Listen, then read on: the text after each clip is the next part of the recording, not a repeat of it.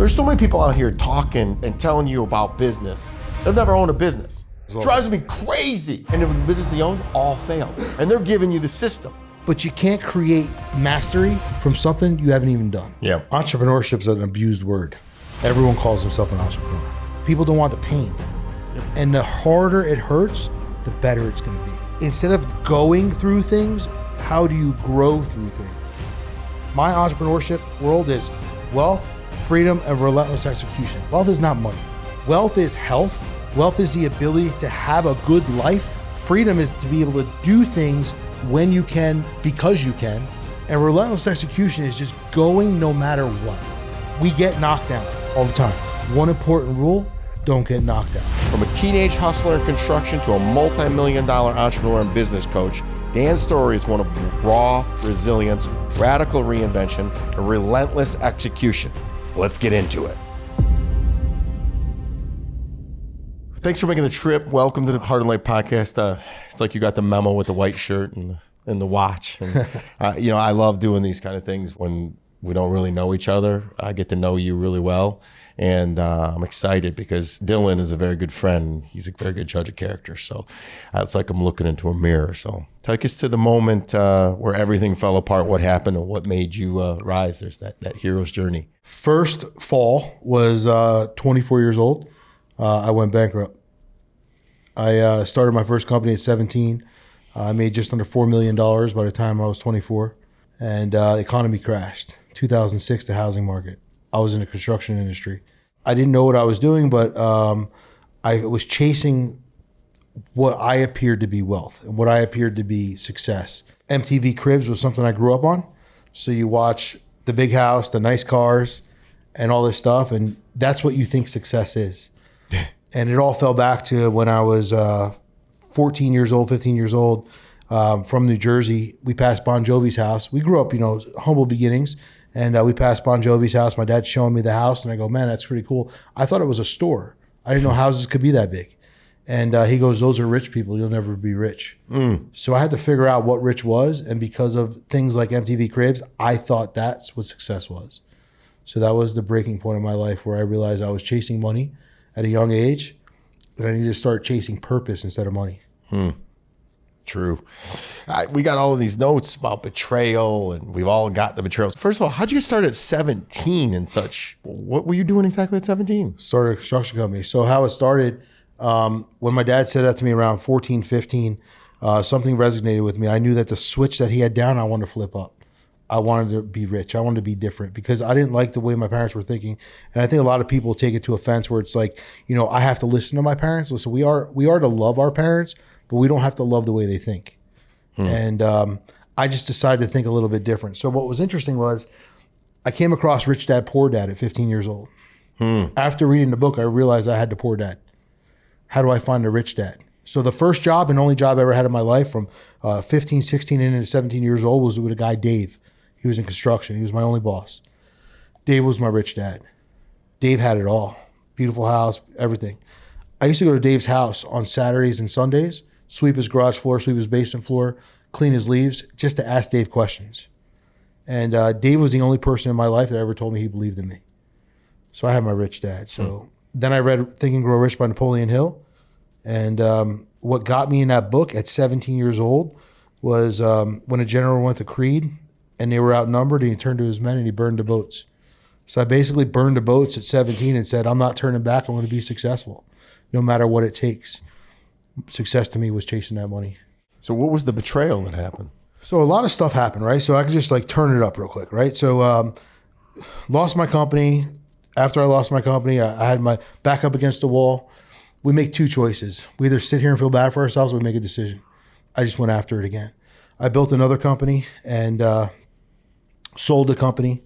And then first sign of betrayal was my competitor, which I was friendly with after I sold that company, I bought his company. Him and his wife were getting divorced. They sold me a business that had cookbooks. Accountant looked at it, lawyer looked at it, looked amazing. Invest $100,000, $3 million in collectibles, home run. I'm 27, 28 years old. I buy the company, Dad buy the company, it's $3.8 million in debt. In debt? They took checks and didn't insert them into the system. They use a separate bank that none of this stuff was in the purchase or none of the profit and losses of the company. And there's nothing I could do. He fled to Florida. I had to bite the bullet. So that's the first sign of betrayal in my life. And I had to take a suffering company and try and make it work. I couldn't make it work. Too many things happened over the course of the next 2 years that it was impossible to bring this thing up. So after that, I built a new company, built another company, built 2 more companies. Throughout the process of this, I get divorced. Going through the process of divorce, my ex takes my kid away from me. I have 3 kids, all from the same mom. My middle son doesn't talk to me for 4 years of my life, his entire high school career. Throughout that process, I'm building another company. As I'm building another company, well, you're going to fast forward to 4 years ago, 2022, I had a heart attack. Oh. Company's generating $30 million, doing well. Had a project manager who I trusted, brought him on. He's been on for 3 years. I felt very confident, and I said, the doctor's telling me I can't really continue right now. I got to work on my health. You mind taking on sales? I'll pay you extra. No problem. So over the course of the next, I would say 18 months, sales are going up, but my bookkeeper calls me and she goes, something's wrong. I'm like, what's wrong? She goes, the numbers just aren't matching up. His commission sheet literally flew up about 300% in 6 months. He's signing jobs at any cost just to raise his commission, but the jobs really had no true value because they were all under. He was just trying to get work and get work and get work. Come to find out, he was taking advantage of me, just signing work so he can raise himself, and he was building a business on the back end. Yeah. So he was taking as much money as he could to exit and start his own company. So this betrayal happened, and he actually went to the Attorney General's office and said, hey, listen, this guy's selling work. He's doing all this stuff, and he's stealing and robbing from people. Wild, bro. So I get served by the AG. I got a $3 million lawsuit. I fire this guy. I figure it all out. But it doesn't matter. I'm the owner of the company. I got to take responsibility. So we go through this whole court case with the Attorney General, depositions, everything. They see that, clearly what he's done. But when you're fighting the state, no matter what you're doing, you're not going to win. Nope. Because the state has unlimited money. So me and my lawyer sat down and I go, you know what? Like, I'm not going to fight anymore. Let them take whatever they want to take. Like, whatever. I've lost it before. I'll lose it again. I don't really care. It's an endless battle. And I think so many people try to fight something that's just not going to end. So I just decided to move on. So at this point, I said, you know what? I'm going to get rid of the company. I'm going to do what I got to do, and I'm going to move forward. So what I learned a lot over the span of my life is we want to trust people. No, we do trust people. We want to give people the benefit of the doubt. And we do. And we do. And we care so much about people because we want to see them succeed at their highest levels. But in the back, a few people out there just want to burn us. Mm-hmm. And I've learned it more and more over time. And I learned it with my ex-wife, what she did with my son. She told me when I filed for divorce, she said, I will take all the kids from you. I will destroy you. I'm like, that's cool. So she tried to do it with all my kids, and one of them actually went. 4 years of his entire high school career, I didn't spend any time with him. So throughout that process, 2 years into it, I had a heart attack. And so that was the beginning of it. Then it led into the project manager. Then it led into everything else. But my son ended up coming back. He's been back. He just showed up one day. I said, hey, he goes, it's time. Everyone was always like, hey, he'll be back. Hey, he'll be back. But if you've never dealt with it, you don't want to hear that from everybody if they've never dealt with it. Yeah, when you're in the weeds and you're in the mud, man, you don't want people telling you that it's supposed to be dirty. Yeah, it's uncanny, the parallels to our lives. What advice would you give the listeners, the 15 to 35-year-old that's grinding and trusting? What would you do differently? Number one, if I take it all the way back to when I was young, the one thing I regret not from 17 to 24 is not having a coach. Ooh. I think there's a point. I think there's a point in our life where ego steps in, and it happens to all of us. Like, we've got this, and no matter what people say to us, older, younger, whatever, same age, we're not listening. We're in our zone. So when Dave was my mentor, my rich dad, at 17, I told him I was going out on my own. He goes, listen, I believe in you. Only person to ever say that to me. But he said, you're not ready. The only thing I heard was, I believe in you. Mm-hmm. You forget about the rest. So fast forward 2004, I've got nothing left. All I remembered was I wasn't ready. So what changed? One thing I remembered about Dave when I was sweeping his garage floor is he had a mentor he met with every single month. I didn't have that. That's some good advice. So since 24 to today, I have a mentor. I pay for a mentor. I've elevated over the years, and it's super important because the minute you stop growing, everything in your life will fall apart. You know how you know when you're ready? This is the Siegelism. Is you're going to the next level. It's about the only time you're ready for the last level. Yeah. And usually you're working on the next problem. And it's like, I'm working with another, more therapy right now. And I realize, holy cow, this is what I'm unlocking to get to the next level. That was great advice, the coach. Guys, hire a coach. He's absolutely dead on. What I would say is the reason I was getting betrayed, and it happened multiple times, the list of people that got rich off of screwing me over is long. Yeah. You guys listen to this. I always thought that if you just did good things would happen to you. Yeah. And it is true. All in a long span of things, yes. You treat people right, you do right, you trust people, and you believe in people, it'll come back to you. But you also need to watch, and you need to say, hey, so you have to become and trust yourself, believe in yourself, and become your own hype man. So that would be my advice. Work on you, look in the mirror, become a better you all the time. Always. And it's easier to do when you're learning from someone who else is learning. I just heard this, exponential learning. Learn from someone else who's also learning, and it's exponential. Yes. So absolutely, if it happens more than twice, you're making a choice. Yeah. And God sends you a lesson until you learn it. Yeah. So you youngsters that are listening to the show, and I know a lot of you do, and you're owning business, pay attention to what's going on. Because if the same thing keeps happening, I got a news flash. If the same people keep coming in your life, it's you. Yeah.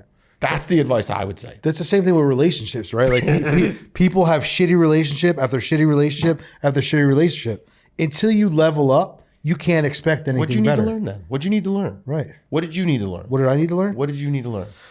I needed to learn that the people around me were the most important thing.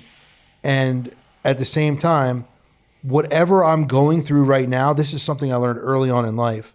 And most people never take this for understanding.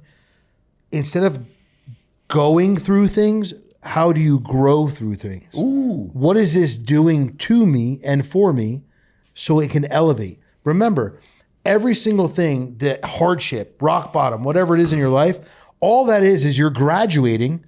You've already made it. You fell back. Now you can go to a higher mountain. So I say, like, if you're sitting somewhere and you're really like looking out at the mountain, you can see the lower one. There's a higher one behind it. There's a higher one behind it. There's a higher one behind it.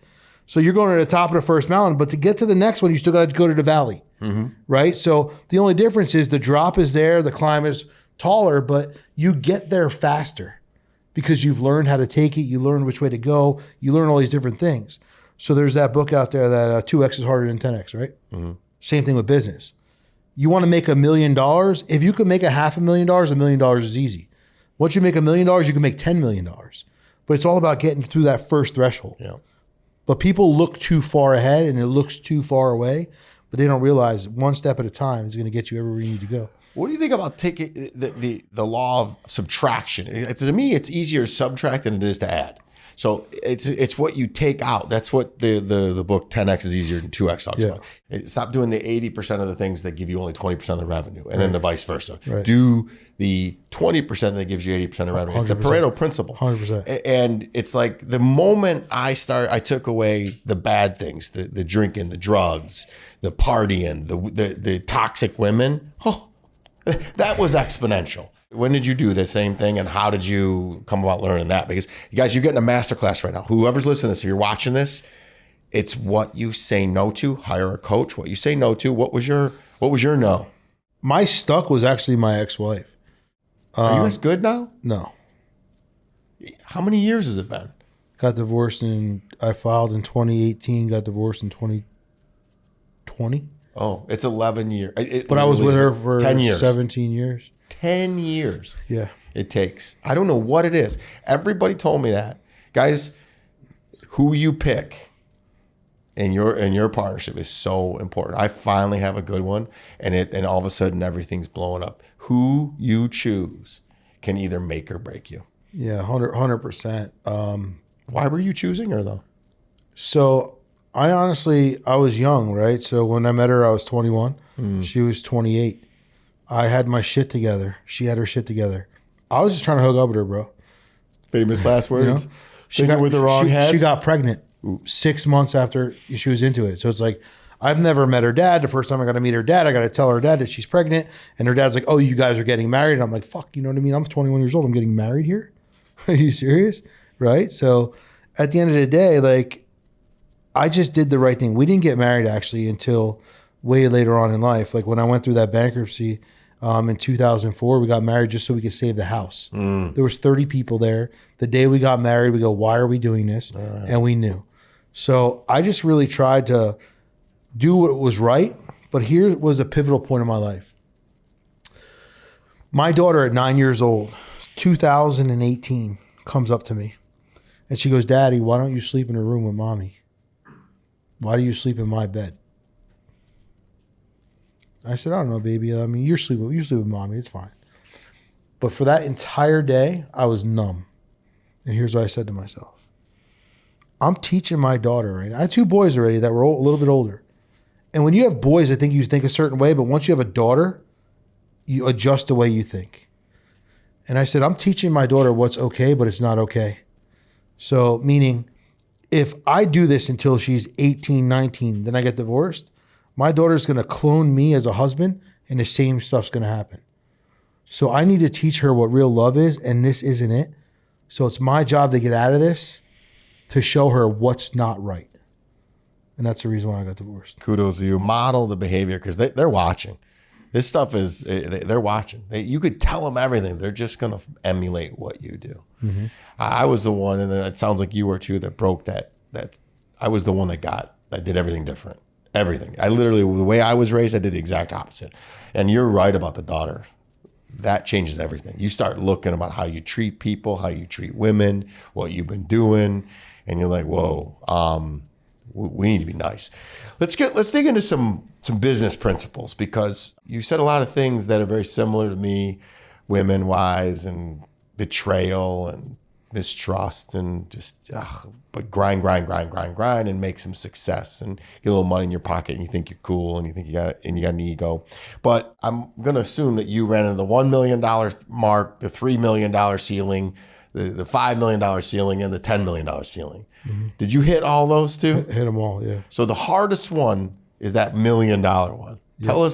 Tell the listeners how you were able to overcome that, and why is that so hard to break through? In the beginning, when you're involved in business and you're doing everything, you want to become the most successful person, but you think you could do it alone. Most people can't hit multiple 6 figures, 7 figures, anything higher than that, because they feel, here's what most business owners say that are on a smaller end of business, that are really tied into their business really heavily. I wish I could duplicate myself. Mm-hmm. If I could just find another one of me. That's super selfish, right? Like, we really suck. And at the end of the day, like, what I found out was there were people I could put in place that were way better than me. And as long as I allowed them to do their job and I paid them well, my company was going to grow. Yep. Because I limited my time. Outside of that, I realized that if you're always trying to take one vehicle somewhere without something else coming, like whether it's real estate on the back end or whatever you're doing, what may happen to me again is what happened to me in 2006. If everything were to fall apart and I only had one thing going on, I might lose it. So I started investing in real estate, started having different opportunities out there. And I said to myself, if this breaks, I still have this. If this breaks, I still have this. So I think the opportunity to be able to grow, but people do that too soon. People are starting a business, then they look at what you're doing, they look at what I'm doing, they go, oh, I want to do that too. You got to be good at one thing. And once you're good at one thing, and once you're able to master what it is, then you can take time away. If you can't take time away today because your business will fall apart without you, don't even think about anything yet. Put processes, systems in your business and be able to grow. So what allowed me to grow was putting systems, processes in my business and allowing people to do their job without managing them, micromanaging them, letting them lead.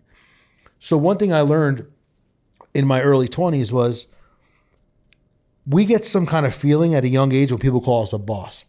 Tough name, we're a boss, right? So those are my employees. Later on in life, if you really grow up, that's my team. Mm-hmm. I'm a leader.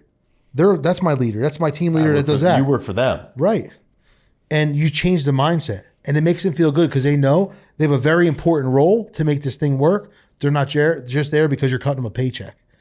So the way you make people feel, especially inside your organization, really transfers the way your organization grows. So I had to like come to terms with that.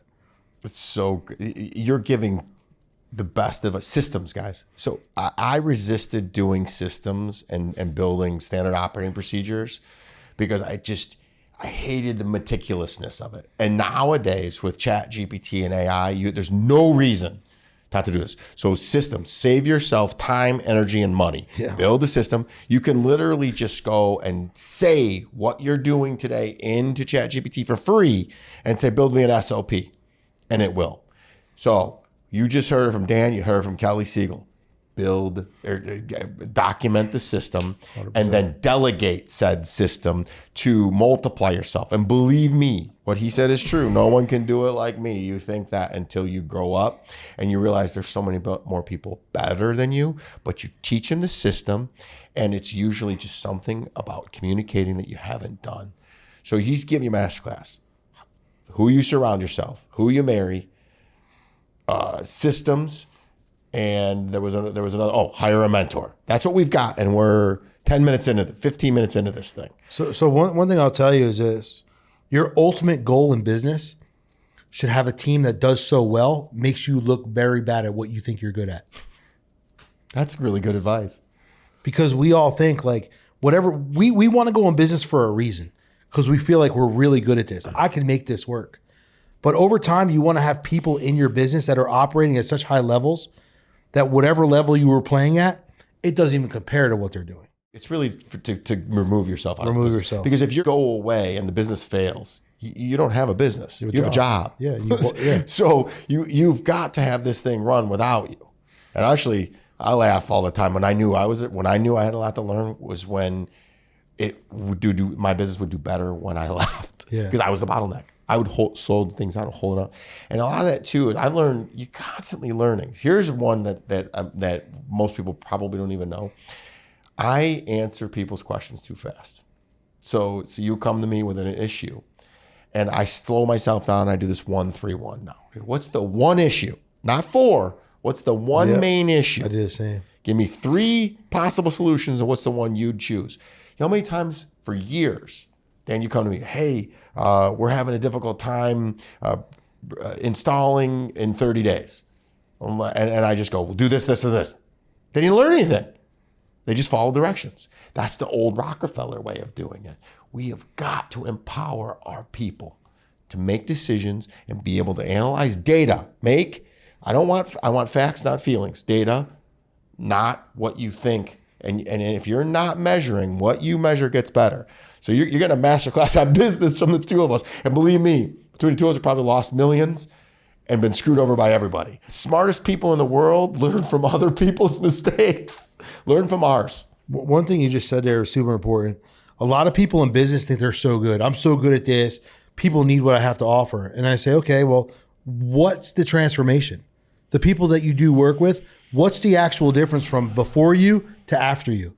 And most people can't answer that because most people think they're better than they really are, but they don't really see the result that they're trying to drive because they're not driving it. Let's get into a little bit of mindset about that because when you said that, I just felt a little jolt in my heart. And when people say that, I used to say that too, and it was from scarcity and fear. Mm-hmm. Did you find that to be true for you? Yeah, 100%. We didn't get into your childhood. How was your childhood that, like, I didn't have food. I was beat. I think we were all beat. The belt, right? The spoon, everything. If we can do that to our kids these days, things would be different, you know? There is a point where there's punishment and then there's just abuse. Abuse, yeah. And I was abused. Yeah. And when you're doing that, you grow up in constant fear. You tend to create fear. Yeah. So if you grew up in anything like that, heal. Go to therapy, number one. But talk about that because I didn't know I was doing that. I would surround myself with people that would treat me the same way. So I have a brother. I don't know if you have siblings, but I have a brother. my dad was an addict. And when my dad would be mad or whatever, he'd beat the crap out of us with his belt. And that was his love for us. That's how he showed us love. He was very abusive to my mom, but I didn't know my dad was an addict until I was in my 30s. Ooh. Here's why.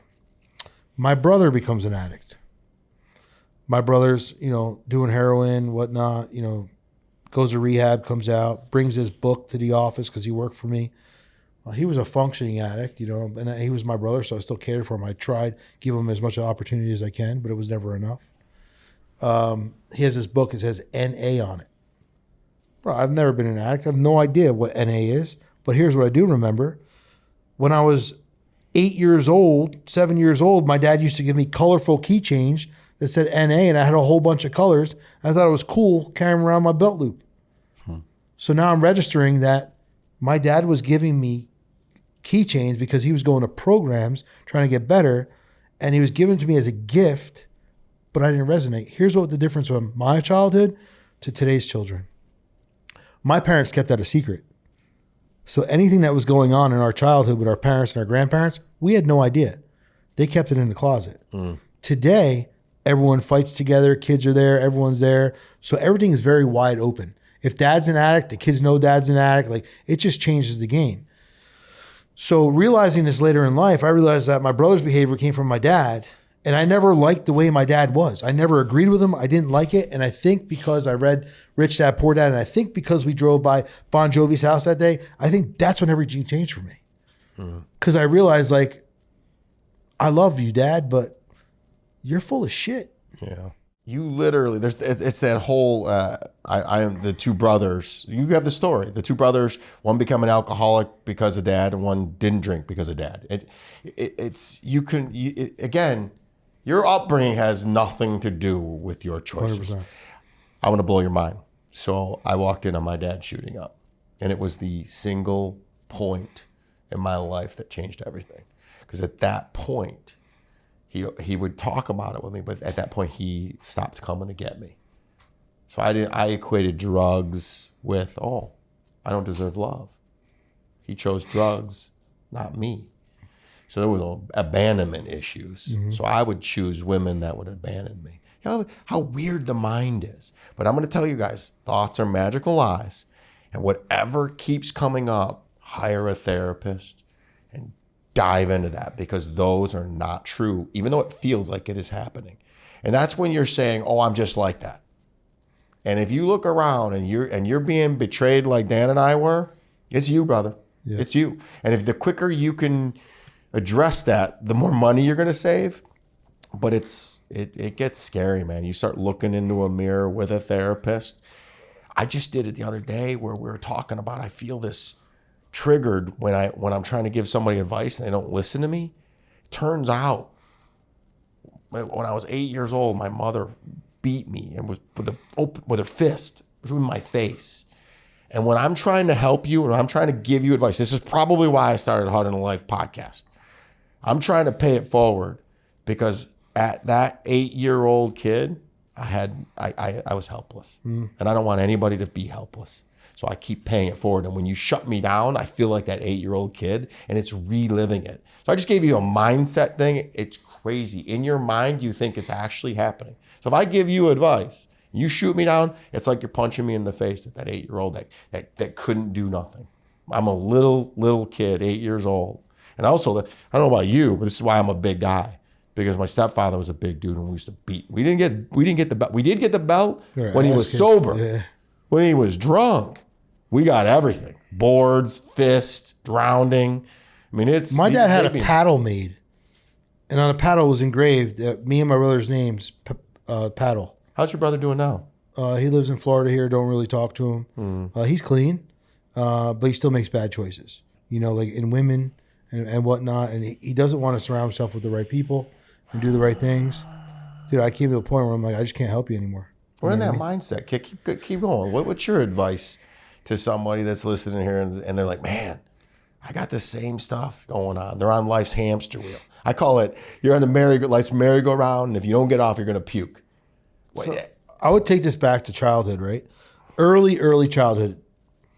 Think about when you were really young. No matter what was going on in your life, if you wanted something, no matter what it was, somewhere inside you felt you deserved it. Even if it was an ice cream cone. Still do, man. Even if it was an ice cream cone.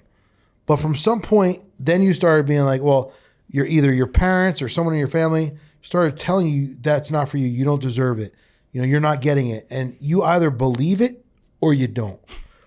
So we make up this magical word called can't. It's not a word. So when people say, I can't do something, if you take yourself back to early age and you wanted to do something, you did it. I can. You figured it out. But somewhere in your life, conditional thinking fell in, mediocrity fell in. Now you start to believe that things aren't possible. So when life starts to turn, is when you take that apostrophe T away, and now you can do it again. And sometimes it never happens for anybody because they're not willing to go back to that person that they once wanted to be, and they're willing to settle for what they once never thought they should be. So I have a little play on, and I've never said this before, and even Steven's never heard this before. I have a little play for can't. First of all, I can and I will. Watch me. Mm-hmm. So when people, that's contagious, but some people still just, they don't think they can. So I call it constant and never-ending tenacity. If you keep going, water will wear out a rock. And I'm planning on coming. So I always tell people, impossible only describes the degree of difficulty. It says I'm possible. I'm going to keep coming until I figure it out. And you will not stop me. So I'll even make it fun and be like, option A is you give me what I want. Option B, I'm going to take it. Mm-hmm. I don't know where that confidence came from, but I would tell you that it came from faking it until I made it. And now that I've done the mindfulness work, you say it, I'll see it when I believe it, but when I believe it, I'll see it. So I believe I can. Let's figure out like that whole like fake it till you make it thing, because I think it's important to dive into that for a second. Because if your audience is young and older, you really have to break this down.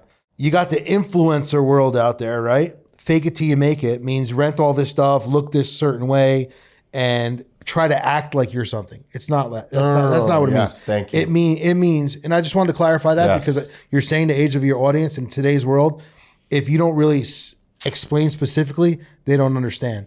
So people go, hey, did you fake it till you make it? I go, no. I believed, I just haven't achieved. I just had to figure out how I was going to achieve. Yep. So I believed I arrived.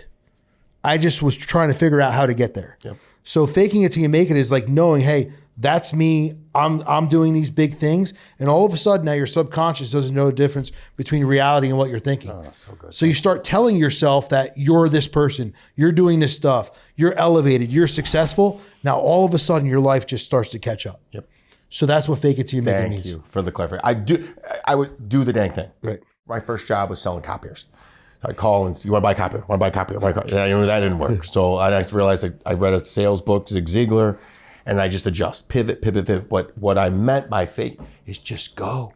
Yeah. Progress over perfection.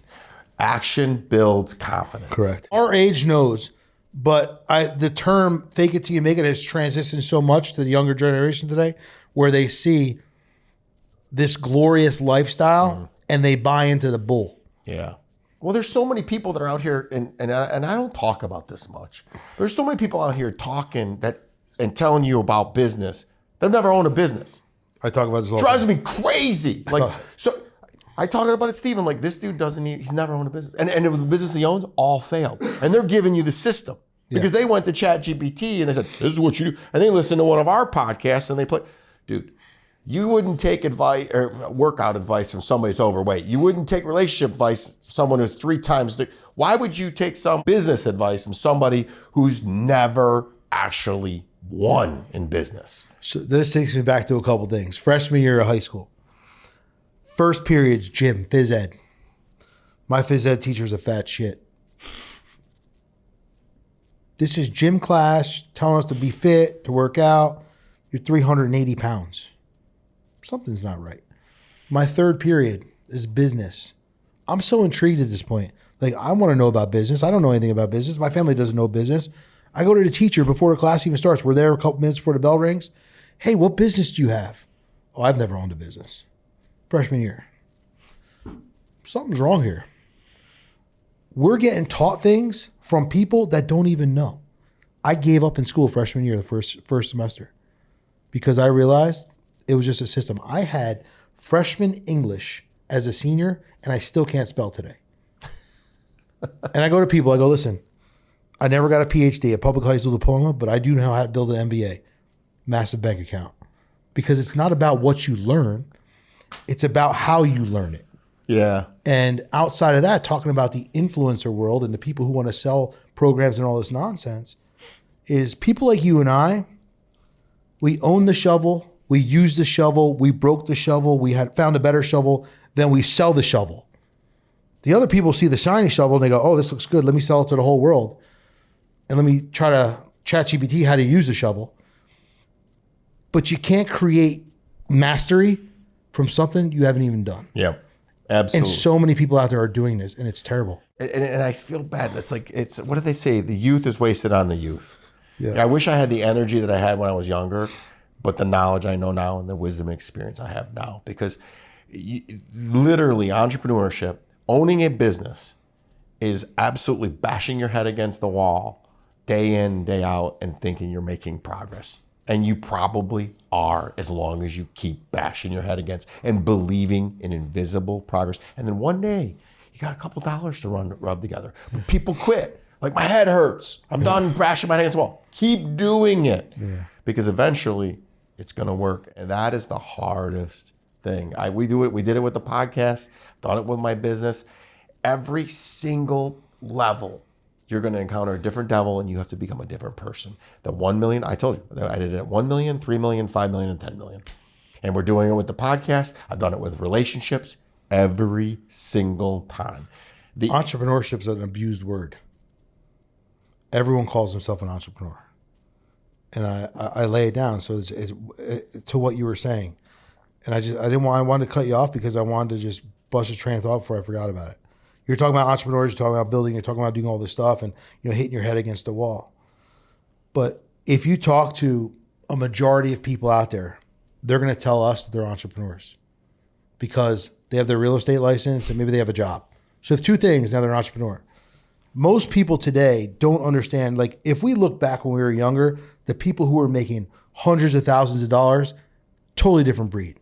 Now it's just an unspoken word where people's like, everyone's an entrepreneur in this world. Just because you have something, if you're not doing the stuff that you're talking about, beating your head against the wall, going until you can't go no more. I mean, the amount of energy that we put into everything we do at such a high level, the entrepreneur person, the wantrepreneur, doesn't do that. So it's important to understand that what you said about beating your head against the wall, it's going to hurt. Yep. People don't want the pain. It's supposed to. And people don't want the pain. Yep. And the harder it hurts, the better it's going to be. Mm-hmm. What is an entrepreneur then? So an entrepreneur is, I believe, someone who elevates at a high level, number one.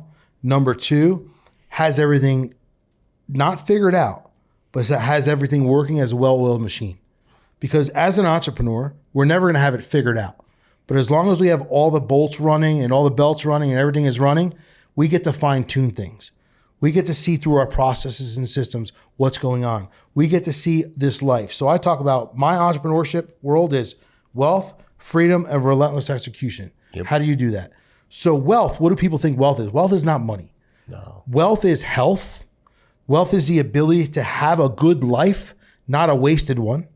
Freedom is to be able to do things when you can, because you can, right? Not going on vacation and phone's burning in your hand, and if you're not around for 30 days, everything falls apart. That's not freedom. And relentless execution is just going no matter what, fighting the fight. Because at the end of the day, if you're an entrepreneur and that's the label that you want for your entire life, you're going to burn it until the day you're gone, every single day. So you're going to fight the battle. You're going to get your ass kicked. And I always tell people, listen, we get knocked down all the time. One important rule, don't get knocked out. So that's my definition of entrepreneurship, taking it to those levels and being able to execute there. Yeah, I love the master's degree and falling down, a PhD and getting back up. What was your first job? What was the first thing? I only had one job. And it was the construction. Working with that guy, Dave, for 2 years. I went to high school And I was on a co-op program where you went to school half the day, worked for half the day. And then my senior year, I went to school for 2 hours and worked with them for the whole day. Yeah, we did the building houses. Build a house, yeah. Because you grew up in a poor neighborhood. Like yeah. I want to go through the traits of 1 3. And I want to say the reciprocal of what you said is true as well. You can be an entrepreneur. And that's what I recommend people. If you don't own a business and you're listening, this doesn't apply to me, guys, that you should run. If you work for somebody, you should run your business unit like it is your company, and they'll notice. Because if you're working for somebody who knows what they're doing, you have a number and you're blowing that number out, whatever it is. It could be customer satisfaction. It could be number of phone calls that we took. It could be sales. You should have a number, and you should blow that thing out and you should treat it like it's your own. I did this. My first job, I'm surprised that you didn't do these things, was I went door to door selling candy. I went door to door selling newspapers. I had a paper route. Those were things. I live in the hood, bro. You weren't selling papers. You get shot. Yeah, well, we didn't. I was too stupid to freaking realize it. I would do it, and we had money, so I'm surprised I didn't get robbed. I lived in the hood too, but I just grew up off of 8 Mile. But I wanted my desire to eat. And that's what I did. Make no mistake about it. I was 11, 12. I lied and said I was 13 at 11 to get a paper route so I could make some change just to go get food. Yeah. That's how bad it was at my house. We were on welfare. My parents were drunks. They were gone. So let's roll this thing back. One thing, jumping on what you said about the entrepreneur. Yeah. So work at your highest level and act like you own it. Yep. Take ownership of your position. You shouldn't have to be told what to do. You shouldn't have to be asked if you're doing it.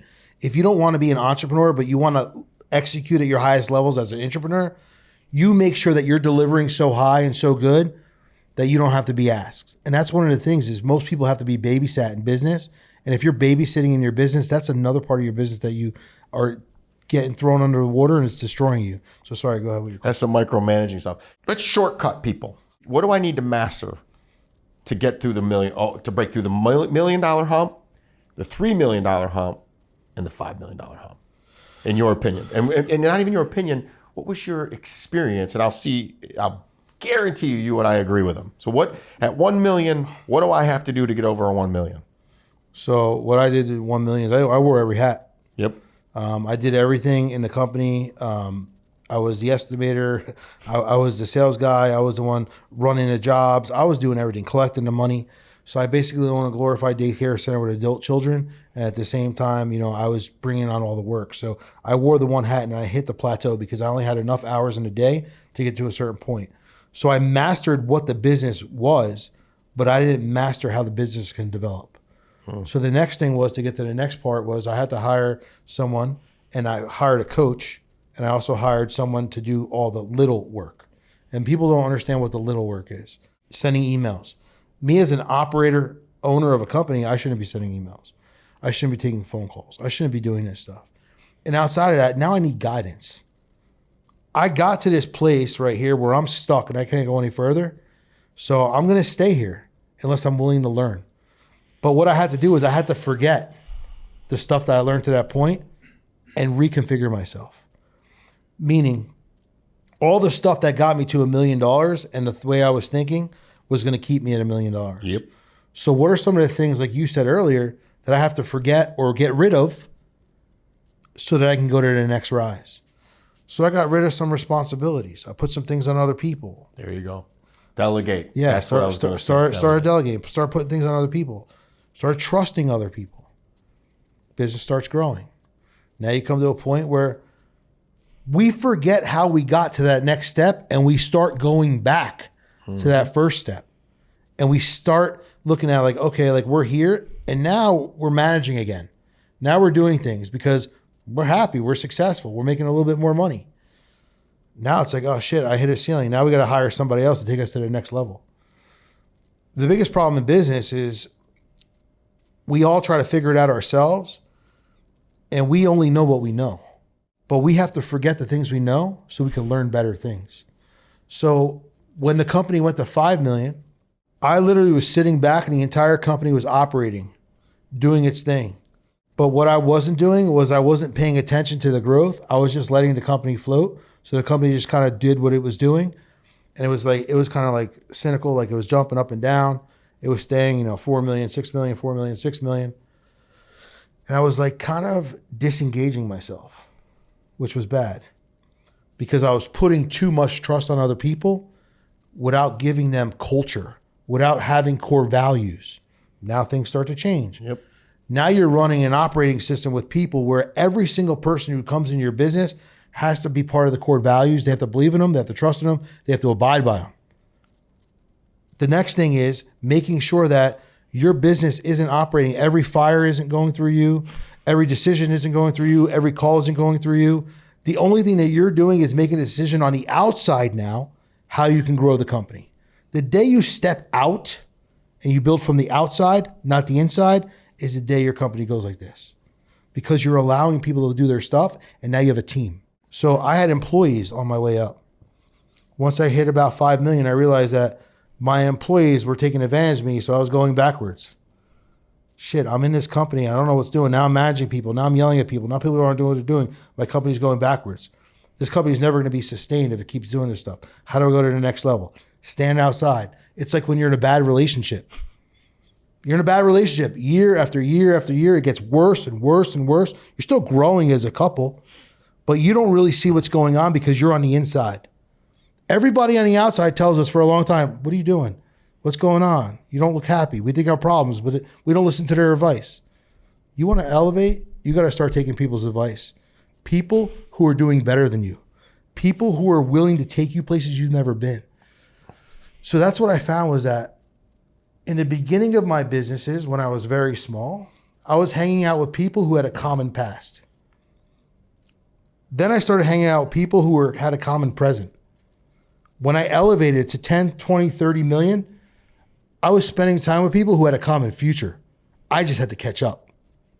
So it was all about the people and the things that I was bringing around my business and my life that took me to a certain level, to the next level, and to the highest level.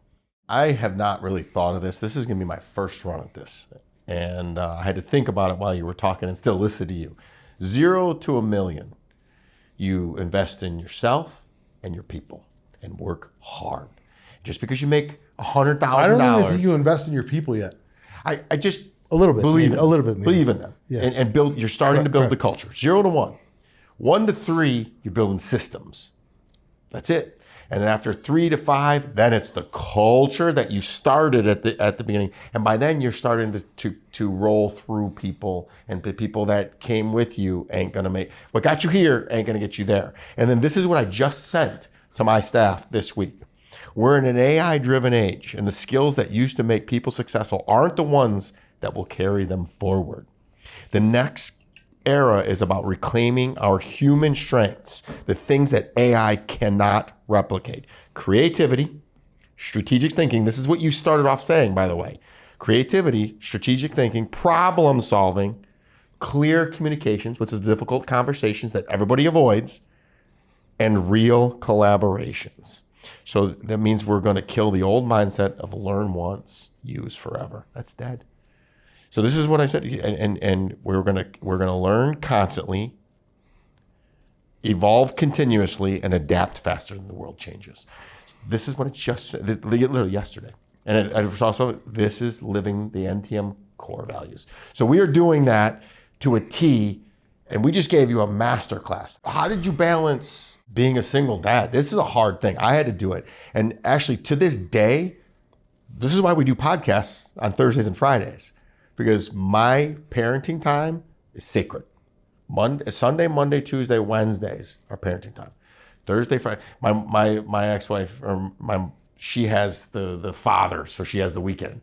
So she Thursday, Friday, Saturday, and then comes back to me. So all of my work, or all of my extracurricular happens Thursday, Friday, Saturday. And I had to play the game because I had an unhealed. I told her I wanted every weekend, and of course she wanted to block me. So how did that work out for you, and how did you have those? Notice what I just said: boundaries. Boundaries that I did not break. Yeah. If you want to meet with me, I don't care how big of a deal you are. If you said to me, "Let's do the podcast on Monday," it's a no. He's asked, "Let's do it Monday." Can't. That's my daughter time, and I'm investing in Love her, it. and she knows that she's a priority. Similar. How did you do it? So I fought for 50-50 custody. Even though I was fighting for it, I didn't know how I was going to figure it out. Dude, I'm running on all cylinders, bro.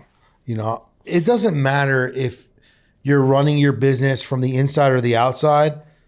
Our brains don't shut down. Now you're getting divorced and you're like, I'm going to have my kids for half the time. At this time, they're going through school. They got to get to the bus. They got to get up. I got to do stuff that I never did before. Got to make them breakfast. That wasn't my job. So I said, what I'm going to do is all the things I need to do, the nights I got to work, the late estimates, whatever I'm doing, everything was going to happen. So I had my kids Monday, Tuesday. My ex had them Wednesday, Thursday. Then it was every other Friday, right? Yeah, so it's 5 on, 2 That off. breakup was weird to me. So I knew that I had 5 days with them, then 2 days, and then the cycle just went. So 5 days on, 2 days off. So that's how it went. So I knew in the times that I didn't have them, that's when I had to get everything done. Yeah. So I'm a person, like the guys will tell you, like, dude, I'm boom, boom, boom. Like I'm systematized. I'm by the hour, by the minute. Like I get my shit done. And it was a lot more important for me to do that because as my kids were growing up, I knew right now more than ever they needed me. Yeah. They needed their father. I can't imagine you had 3 of them. I had 1. 3. I was scared to death. Going through 1. sports, travel, all this stuff. Oh. So listen to this. Every time I spent time with my kids, it was just me and my kids. Yeah. Nobody else. Yeah. My ex-wife would have a boyfriend, would have this, and the boyfriend would be there. And whatever I'm doing outside of my kids, I'm doing it without them. But when I had my kids, it was just me and them. We would go on quads and ATVs on the weekends, just us. We would go to a football game, just us. Whatever it was just us. No, your friends, your friend could come, but we're not going to your friends' houses. You're not doing that stuff, especially on the weekends, because this is my sacred time with you. Your friends can come with us, because I didn't want to miss that time with them. And what I found out was I was able to really know who my kids were. Outside of that, they saw how present I was. And something happened. My ex-wife got a DUI. My kids had to get Ubered everywhere. Sorry. My ex-wife went reckless. I didn't. If you looked at me in high school, bro, I was the one who's going to be reckless. But I think like, I have ADD, I have this, I have that. Bro, that's why we are who we are. But at the end of the day, when we got to control our shit, we control it. And that's what I had to do. So the relationships I built with my kids over that time, except for my middle son, were super important. My oldest son is a successful entrepreneur. He spent his entire high school career with me, living with me, staying with me, doing everything. My daughter is 16, talking about the business she's going to own, all this stuff, because we spend this time together and I build things around them. So one thing I did importantly was this. Guys, listen, I'm not going to work when I'm with you. I may have to take a call, but if I take a call, here's why. Give me the next 2 years. I lost everything in my divorce. Give me the next 2 years and I'm going to give you guys something super promising. And when I brought my kids to Aruba for the first time to this new place, I go, guys, this is the rest of your life. All they talk about now is we're going to Aruba twice a year. This is what we're doing. Our place in Aruba, blah, blah, blah, blah. Like, let me put my head down when I'm not with you. But when I am with you, I might need a couple seconds. But here's why I'm building it. So I got my kids on board with what I was doing. My one son who didn't talk to me, later on in life comes to find out that his mom was his caretaker and she missed more football games than I ever did. I went to every game. I missed one game. I was in Aruba with my kids. And I was sitting across the street at the gelato shop taking their Wi-Fi so I could watch them live stream. I never missed a game. Yeah. I was always engaged in what I had to do. I posted about him. I'm proud about him. I texted him every day. I told him, hey, he was an amazing kid. I believe in him. I love you. Even though he didn't text me, every single day he got a text about what a great human he was. And then one day he just showed up. Everyone that I talk to that doesn't talk to their kids, they say, I text my kids, they don't text me back, forget about them. Yeah. I go, what is wrong with you? I would never give up on my kids. Yeah. And I never gave up. And because I never gave up and because I gave my kids all that time, the day my son came back, my daughter and my oldest son saw the joy in my life. But one thing I never did was take the joy from their life because my one son wasn't around. I still gave them 100% of me, even though I was hurting on the inside. And that was the proudest moment, the first time the four of us went on vacation again. I see it in your eyes, man. I'm happy for you. You're triggering me because we went, so my first, right when we were freshly divorced, she took all the furniture, she took everything. So I had to go, replenish everything. I didn't know what I was going to do, but I did it. And we went to a trip in Cancun. We had a place in Cancun, and I was scared to death. What am I going to do with a 2-year-old little girl in Cancun? And all I do is I'm just going to be present. And I have a picture of me pulling her through the Cancun airport with her sitting on the luggage with candy, so happy. And we did that every year. And then at one point, I painted her nails, and I was just so nervous that I got it everywhere. It was the worst nail job that I've ever done, but I still have that picture. She's 16 now. She was 2, and she remembers that. And it was just because they talk about scarcity. And this is full disclosure, is that I was abandoned. My dad chose drugs. My mom chose alcohol. My stepdad just liked to beat on me. And I wasn't going to abandon my daughter, and I never did and never will. And she knows that. And that confidence allows her to do things. Now, there's certain things that she hasn't gone with. She hasn't gone without anything. So I've overcorrected, but I'm happy for you. I'm proud of you. And that's what this is all about, man. That legacy, paying it forward and watching them become amazing human beings. We're up against it, but I want to do a rapid fire with you, but I want to ask you one more question. All the coaching, all this stuff, what do you want? We didn't even say it's called Big D Coaching for Big Dan. What do you want Big D Coaching to stand for 10 years from now? So when I had the heart attack, I realized one thing. If I were to die today, what impactful stuff did I really do in this world? Nothing. I built some houses, developed some land. My grandkids, what are they going to talk about? Oh yeah, my dad said he was in the excavator with grandpa. You know what I mean? Like, cool. I realized one thing that day, and I said, I was already a man of faith. I said to God, and I think everyone prays to God in their worst times. I've always prayed to God, even been grateful in my best times. And that's the most important thing. Most people talk to God and say, why me in a bad time, when I always ask direct to God, whatever time is in my life, like, try me, show me, guide me, right? So that's kind of what I do. And that day I said to myself, I don't remember. It was all blurry. In the ambulance, texting my kids, thinking it was it. I'm in a hospital. I came out of cardiac arrest. They're talking to me. Everything's fine. I said, God, listen, the last 40 years of my life, I've proved nothing to nobody.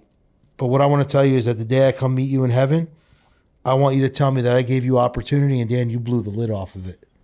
So that was my goal, to be the best servant, so that when my grandkids were sitting around a table with other people, someone says, you know what? Your grandfather instilled something in my dad or my grandpa, and that's why we are where we are today. He believed in him enough to change his life. So good. So I decided that I know how to make money. I know how to lose money. How do I teach people? Before you talked about the bottleneck. My focus is on the beginning entrepreneurs that are on their way to 10 million, that are stuck in their business. That's where I am, because I knew how to get out of that. Yeah, I can tell you know your shit. That I knew how to get out of that. Every single person I see who thinks they're successful is in that bottleneck position. Now I'm going to show you what success looks like. I want to teach you how to be the CEO of your life and the CEO of your business. And if I can do that for enough people, Big D Coaching forever, when I'm gone, will be like, hey, Big D, YouTube videos will be here forever. That guy changed my life. What did Jim Rohn do? We still look at Jim Rohn. We still look at Zig Ziglar. I had Jim Rohn on a car with these guys. They're like, who's this guy? He's boring. I go, listen. Now they're addicted, right? So at the end of the day, I just want to be an impactful person who could change other people's lives and show them their true potential without them thinking being busy is being successful. You have a book coming out. When is it coming out? I have 2 books coming out. I have a clothing line coming out this year. It's called Never Broken. And my book is called Never Broken. Mine's Unbreakable.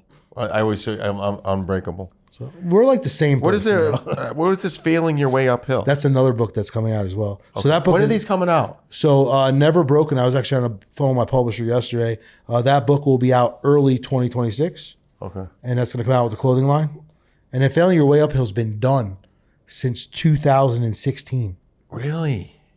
It talks about all life failures that I use for success. So I want you to come back when the book comes out, and let's talk about mindset, because we talked about business, because there's a big mindset that needs to happen. You have a hell of a mindset. I would tell you that the listeners, hire this guy as a coach. He knows what he's doing, because I can see it. I ask questions. Some people are full of it.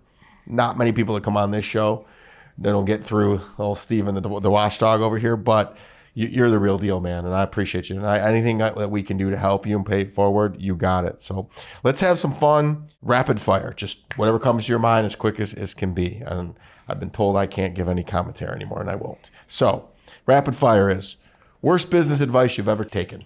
Just figure it out. Best investment under $100? Best investment under $100? Mm-hmm. Rich Dad Poor Dad. Oh. I bought it 70 cents at a garage sale. Book, is that the book you gift the most? No.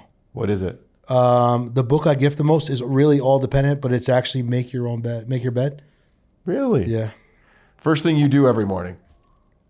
Wake up, cup of coffee, and write in my journal my gratitude. There's the mindset we're going to talk about. Most common lie business owners tell themselves? I'm doing well. What's a hill you'll die on? I would just say the mountain or the hill of attitude. Like, your attitude is your altitude is created by your attitude, right? And so your attitude is your altitude. So it's just being able to know that no matter what, you're going to make it happen. So I would say attitude. I would have thought you would have said your word. My word? Your word. Because that's my book is 4 agreements. Be impeccable with your word. Number 1 agreement. When I say something, it's going to happen. Sorry, I deviated. Well, I think it has to do with your attitude too, right? Yeah, it does. You got to believe in yourself. You're right. So I love it. Attitude of gratitude, though. Oh, it's so good. Entrepreneur is what you do. Who are you when no one's looking? Same person. Hell yeah, brother. One habit that saved your business. Hire a coach. A belief you had to kill to grow. I'm the best. So good. Best client success story that surprised even you. It's always the one that you don't think is going to do it. 6x his business in 6 months. Ooh, man. One red flag in a business owner you'll call out instantly. Fake it till you make it. Right, just bullshit. Bullshitting. A quote or mantra that keeps you going? Never give up. One thing your clients never expect about you? That I'm a big teddy bear and I really care. You are. I can feel it. I'm going to tell you that you're the real deal, and I've appreciated this. Everyone's always like, you look so tough, and that's why we hire you. You don't. But then when we hire you, we're like, wow, like you really care. Guys, we didn't even throw the bonus plug out here. Dan offers a 7-day free coaching series to help business owners get unstuck and reverse engineer their growth. Visit bigdcoaching.com to access free training to clarify your next move, breakdown of his 3 coaching tiers that we didn't even get into, access to his mastermind groups, and testimonials about that 6x growth. And he'll also answer any DMs that you send him on Instagram personally. So, brother, thank you. You are literally harder than life. Thanks for hanging out. And you are a big teddy bear. Appreciate it, man. Please rate and share this podcast. I'm active on all social platforms and love to hear from my Siegel supporters. Each and every episode is sponsored by my company, National Technology Management, the easiest and best IT company to do business with, delivering peace of mind with technology every day, even simplifying cybersecurity. Visit trustntm.com for more info. Until next week, be harder than life.